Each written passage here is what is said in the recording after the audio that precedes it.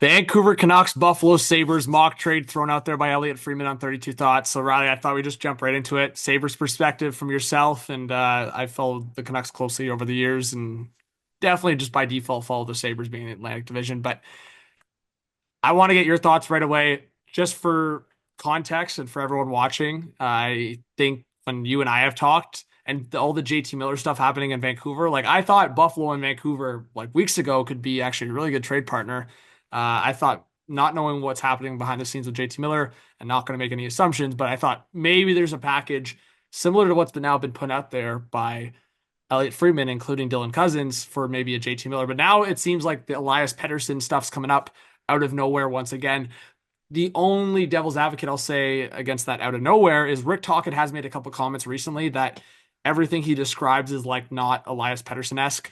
Like a lot of the Canucks and what they're, I would say, I would say team dynamic and how they're kind of playing and basically their identity. I think that's the best word I should use. Identity is not really Pettersson. Like if you see how they played in the playoffs, like a lot of their guys, whether it's like Dakota Joshua, big time player, like Garland even being a smaller player, how JT Miller plays, how Besser plays, how a lot of these guys play, Pettersson's obviously at times not that, but I'll play on the other side, and I don't know if you've seen it, Riley. Pettersson's also laid some hits randomly at different times, as well as because his Huge size. ones. Yeah, huge ones, and it's the most random thing. And you talk to Canucks fans, it's like, where does that come from? Because like he doesn't play like that for stretches, and then he just lays a big hit. It's like, did Rick Tocchet bring this guy into a room and just scream at him for 10 minutes? Like, where does that Yeah. come from, right? So, again, we know that there was a time where Freeman and other insiders were talking about a trade that was going to send Elias Pettersson to the Carolina Hurricanes. Now we're back at this. Riley, the proposed trade was Elias Pettersson for Dylan Cozens and Bowen Byram. Without even showing what I've got up my sleeve, what do you think of that? And as a Sabres fan, are you saying yes as fast as you possibly can? Yeah, that's almost a snap accept if I'm Kevin Adams. And you know how Jim Rutherford likes to work, he would make a deal mid-season. But yeah, I think for value's sake, like you look at Pettersson's put up 30 goals each of the last 3 years. Um, Cousins has done it once and then kind of fell off.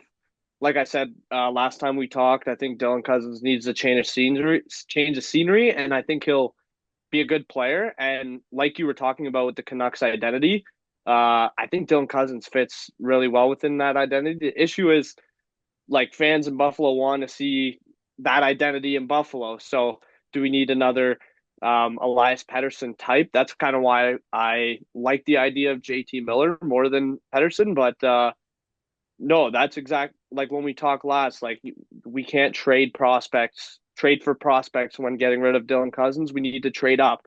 So like Elliott's talked about Bowen Byram and Cousins for Pettersson, I can get behind that. I do think Bowen Byram will be a top four defenseman on a contending team, a team that can win the Stanley Cup as he's already shown.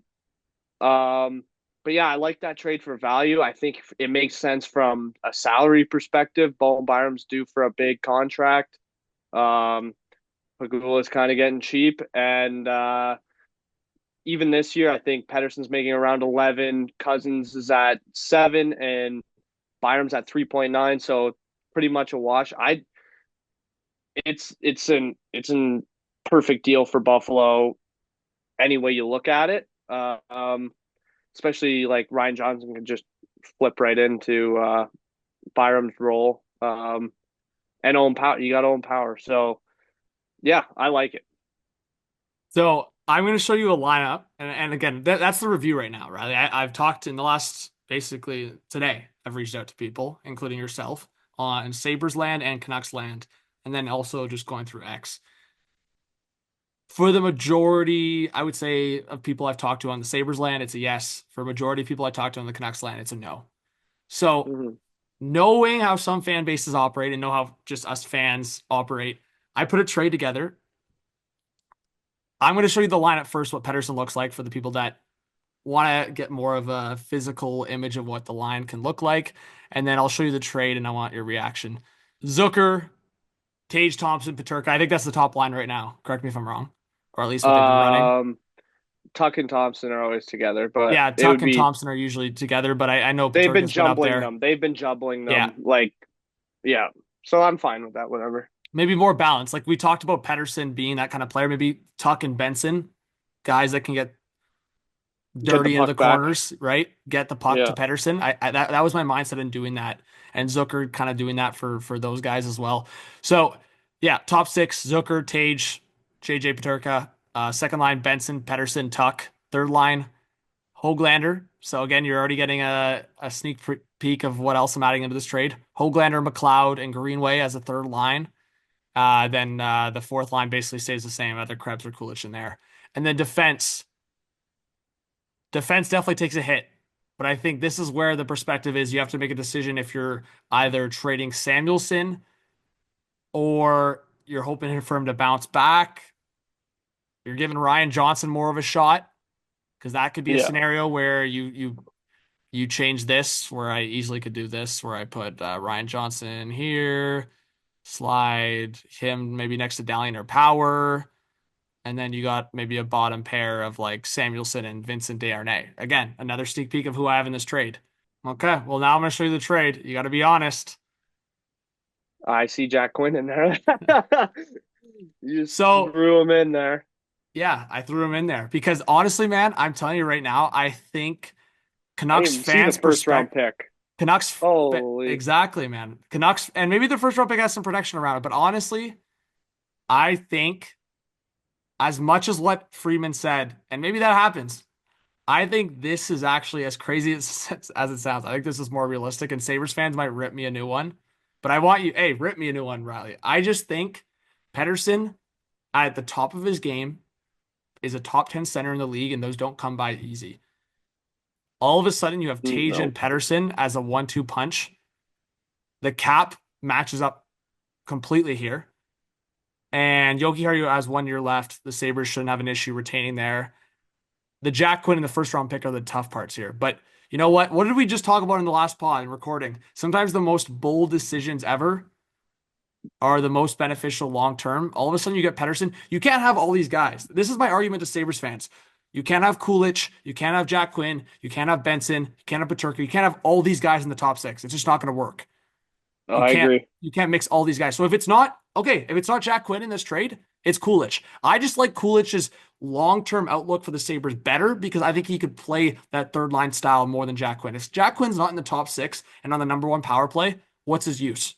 In my opinion, that's my argument. And I think Jack Quinn, Hmm. if he went to Vancouver, he could be the long-term right wing replacement for Brock Besser if the Canucks don't bring him back. So that was my argument for this. Again, it's a lot. I think this is so unfair for the Sabres in terms of value. We just talked about asset management, but Riley, I flipped. I said, for the Sabres' sake right now on a 10-game losing streak, if the Sabres are not on a 10-game losing streak, I'm talking to more rational here.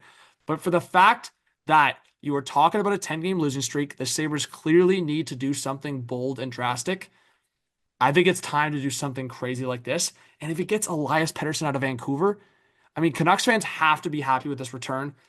And again, if you need to protect, like do top five protected for that Sabres first round pick, then I'm for it. I think that's the Canucks fans should still be okay with that because what a nightmare it would be if Buffalo lost a potential Matthew Schaefer or Michael Misa or James Higgins or who am I afraid of? Porter Martone. Like those four Yeah. guys, you don't want to lose if you're Buffalo. So I'm okay with. I don't know how you do it on Puckpedia. Maybe there's a note you could have added, but I was thinking top five protected for that first round pick. Okay, so right off the bat, like I think all those guys can fill a good role in Buffalo. Vinny Desharnais, people are gonna call me crazy, but I wanted to sign him in the offseason, and you look at the deal he got. One thing I would maybe say is we could throw in Lafferty if Vancouver still likes him. I know he was on Vancouver. And he just doesn't have a spot here at all. He just doesn't fit. You look at the fourth line numbers with and without him. But so if we're looking at we're adding on to Byram and Cozens for Pettersson. They want to get rid of Tocchet has fallen out of or Hoglander and Desharnais have fallen out of favor from what I'm seeing online and from what I've seen with the healthy scratches and stuff. Both of those guys have fallen out of favor with the coach. So I can agree with sending those guys back. Those are guys that could also do well in Buffalo. Jack Quinn is such an interesting guy to talk about. Like, he scored 3 goals all year. 2 of them are last night after being healthy scratched for 6 games or whatever it was. I just don't know what you do with him because putting him in this trade would be selling him so low. Like, it would be terrible asset management, like you say. I think we have 10 other prospects that are above Jack Quinn's value as to trade value around the league. So I would throw them in over him. I just don't know what you do with Jack Quinn. Like, looking back at the lines, are you going to have him on the top six over? I mean, you could have him on the top six over Zucker and not take on Hoglander and have the Greenway McLeod Zucker that's been working this year. But yeah, I just think throwing Jack Quinn into this deal, if that's what puts it over the line, man, I don't know if I'd do it. I probably would do it. Would you do it However, if it's one or the other, Quinn or the first round pick, adding to that package? oh, 100%. But that's what I'm saying. I think Sabres fans are on board. That's why I was riding the line with this offer because I'm like, I'm not gonna like appease Sabres fans right now. I need to ride the line a little bit. So I was like, you I know don't know what? if they'd give up. I don't know if they'd give up this first year's first round pick just because of how bad they're doing. Yeah. Top 10 protect it and have it next year or something. Um, but yeah, those are two assets where it's like going into the year, we didn't think our first round pick was going to be a top 10. Now it's like almost seems like a lock.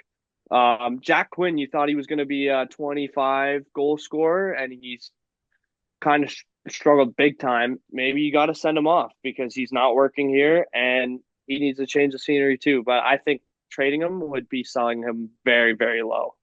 Thanks for watching this video, guys. Hit that subscribe button, like, notification bell, all that good stuff. Definitely comment your thoughts below, and going to be making more videos, more podcast appearances. So I hope you guys stay in touch. Reach out to me on social media and Hot Take Hockey everywhere. Talk soon. Peace.